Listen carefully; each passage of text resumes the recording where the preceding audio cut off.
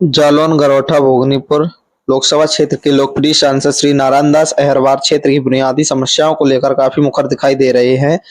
यही वजह है कि अब तक वह क्षेत्र की समस्याओं को लेकर लोकसभा में तमाम सवाल कर चुके हैं। आइए जानते हैं कि सांसद जी ने क्षेत्र के विकास को लेकर किन मुद्दों को लोकसभा में उठाया और उन पर अब तक क्या कार्रवाई हुई। आइए जानते हैं कि सांसद जी ने क्षेत्र की विकास की जंग कहां तक लड़ी। सर ये जो अभी जनपद में ओलावृष्टि हुई है, फसल नष्ट हुई है, आपकी तरफ से क्या कोशिश की गई है कि किसानों को उचित मुआवजा मिल सके या उनका हित हो सके? धन्यवाद। हमने अपने पूरे लोकसभा जनपद जालौन के साथ साथ पूरे लोकसभा क्षेत्र में जो भ्रमण करके देखा है कि चाहे मटर की फसल हो और चाहे धान की फसल हो, बुरी तरीक़ा से क्षतिग्रस्त हो गई है और कैसे किसानों ने ऋण लेकर के फसल बोई थी, बुंदेलखंड के किसान बिल्कुल तबाह हो गए। इसके लिए हमने केंद्रीय सरकार से माननीय प्रधानमंत्री जी से आग्रह किया है, अपनी चिट्ठी लिखी है कि इस बुंदेलखंड का हमारा जो लोकसभा क्षेत्र जालौन गरोठा भोगनीपुर है, यहाँ के किसानों का ऋण माफ़ किया जाए और फसल का उचित मुआवजा दिया जाए, जिससे पुनः और उनके लिए खाद बीज की सुविधा की जाए, जिससे उन्हें अगली फसल बोने में कोई दिक्कत महसूस नहीं हो। दूसरा, इस बात को हम प्रयास करेंगे कि संसद में भी इस फसल के लिए अपना मुद्दा उठाने का जैसे ही सत्र शुरू होता है काम करेंगे। बेमौसम बारिश से जनपद में बोई गई फसल पूरी तरह से नष्ट हो गई है। जहां धान बाजार की खड़ी फसल जमीन पर बिछ गई है, वहीं पर दलहनी तिलहनी फसलें तबाह हो गई हैं। सांसद जी ने बेमौसम बारिश बर्बाद हुए किसानों को मुआवजा दिलाने के लिए प्रधानमंत्री, भारत सरकार, मुख्यमंत्री, उत्तर प्रदेश शासन, केंद्रीय कृषि मंत्री को पत्र लिखा, जिसमें उन्होंने किसानों को उचित मुआवजा दिए जाने और उन्हें समय से खाद बीज उपलब्ध कराए जाने की मांग। देख के बात करिएगा। जी जी। और कौन कौन से मुद्दे आपने अपने लोकसभा क्षेत्र के विकास के लिए उठाए हैं और उनका ज्यादातर परिणाम क्या रहा? देखो, जब से हम लोकसभा में पहुंचे हैं, जब भी सदन चला, कंटिन्यूअस जनपद के और लोकसभा के जनता के हित के लिए बराबर मुद्दा उठाते रहे। हमारे बुंदेलखंड में सबसे बड़ी एक समस्या ये है कि छुट्टा गायों की बहुत बड़ी समस्या है और उस समस्या के निस्तारण के लिए भी हमने केंद्र सरकार से मांग की थी कि अगर इनकी उचित व्यवस्था हो जाए, बड़ी बड़ी गौशाला खोली जाए, सरकारी कर्मचारी रखे जाएं तो और उन्हें घास और उनका दाना पानी का इंतजाम किया जाए, तो एक तो छुट्टा गांव से किसानों को राहत मिलेगी और दूसरा, जब बड़ी बड़ी डेयरी खुलेंगी तो उनमें लोगों को शुद्ध दूध और घी भी मिलेगा, जिससे स्वास्थ्य में भी सुधार लोगों का। बुंदेलखंड क्षेत्र में युवाओं के पलायन को रोकने एवं यहां के लोगों को रोजगार उपलब्ध कराने के लिए सांसद जी ने ठोस कदम उठाए जाने की सरकार से मांग की है। जनपद जालौन के साथ ही पूरे बुंदेलखंड क्षेत्र में फैक्ट्री एरिया क्षेत्र विकसित किया जाए और जालौन जिले से जो यूनिलीवर बाहर जा रही है उसे रोका जाए, जिससे बेरोजगार हुए कर्मचारियों के हाथों को फिर से काम मिल सके। क्योंकि हमारा जो बुंदेलखंड क्षेत्र है, बुंदेलखंड के हमारा जो लोकसभा क्षेत्र है बुंदेलखंड में, यहाँ सबसे बड़ी समस्या है रोजगार की। रोजगार विहीन है, फैक्ट्रियां हैं नहीं। हमने इस बात को भी सदन में रखा कि अगर यहाँ पे फैक्ट्रियों का निर्माण हो जाए तो यहाँ के लोग मजदूरी के लिए बाहर भटकते हैं, तो कम से कम लोगों को जब रोजगार मिलने लगेगा तो बाहर नहीं जाएंगे। बाहर जाने में बड़ी दिक्कत होती है। जनपद जालौन के साथ ही पूरे बुंदेलखंड में बच्चों को गुणवत्ता परक शिक्षा उपलब्ध कराने के लिए सांसद जी के द्वारा निरंतर प्रयास किए जा रहे हैं। जालौन के जिला मुख्यालय औरई के करीब बड़ेरा में प्रस्तावित केंद्रीय विद्यालय की सौगात सांसद जी द्वारा लोकसभा में केंद्रीय शिक्षा मंत्री से की गई पहल का प्रतिफल माना जा रहा है। वह कहते हैं कि पहले चरण में केंद्रीय विद्यालय खोला जा रहा है, दूसरे चरण में उनकी महत्वपूर्ण मांग सैनिक स्कूल खोले जाने की है।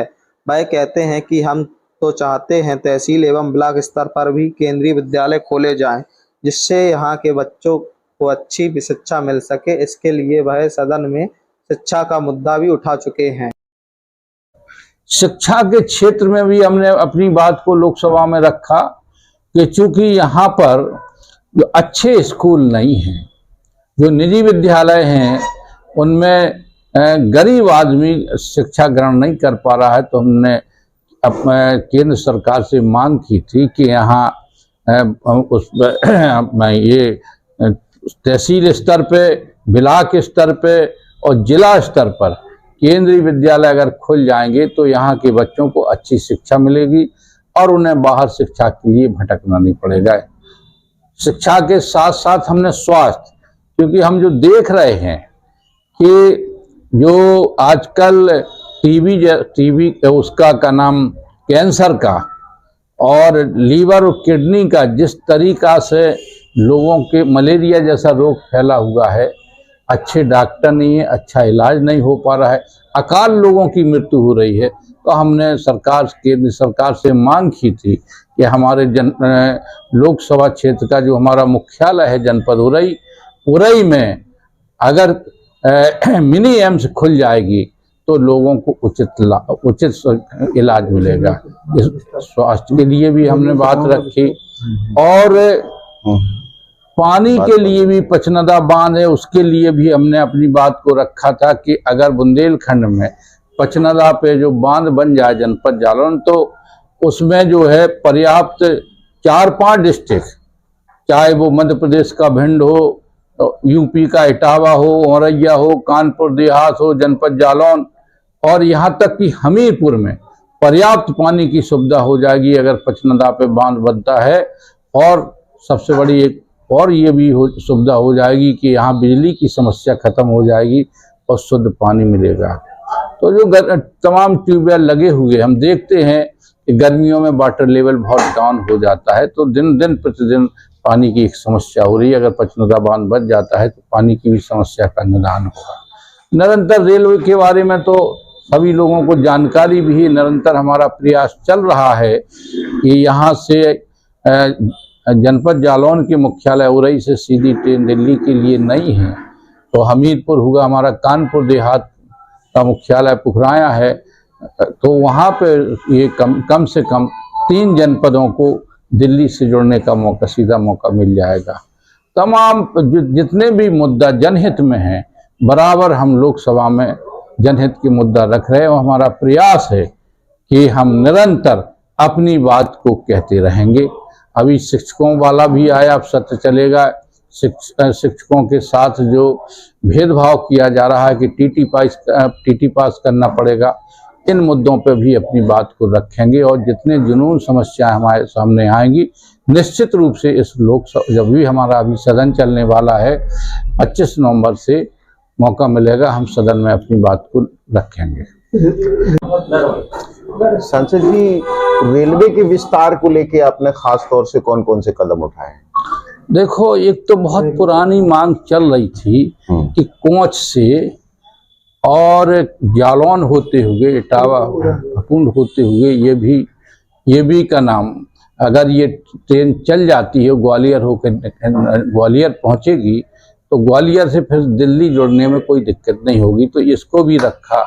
हमीरपुर के राठ से भी खजुराहो वाला रोड जुड़ जाएगा रेलवे लाइन से, तो ये भी इन में रेलवे लाइनों में अब सरकार से आग्रह किया था, तो आश्वासन मिला है कि वो जल्दी से इनको भी हम पूरा कराएंगे।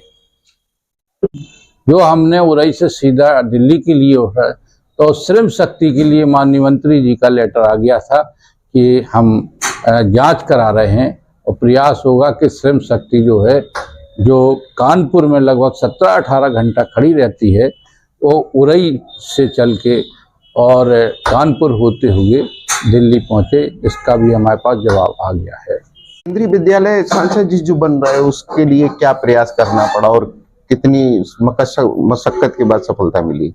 देखो, हमने अपनी, जैसे आपको बताया है कि जब भी सदन चलती है तो बराबर निरंतर, क्योंकि हम लोगों को बुंदेलखंड के बारे में जानकारी है कि यहाँ हर समस्या से लोग परेशान हैं, तो शिक्षा के क्षेत्र में भी हमारा प्रयास रहा है कि कम से कम ब्लॉक स्तर पर, तहसील स्तर पर, जिला स्तर पर केंद्रीय विद्यालय खुल जाएंगे तो यहाँ के बच्चों को शिक्षा मिलना शुरू हो जाएगी।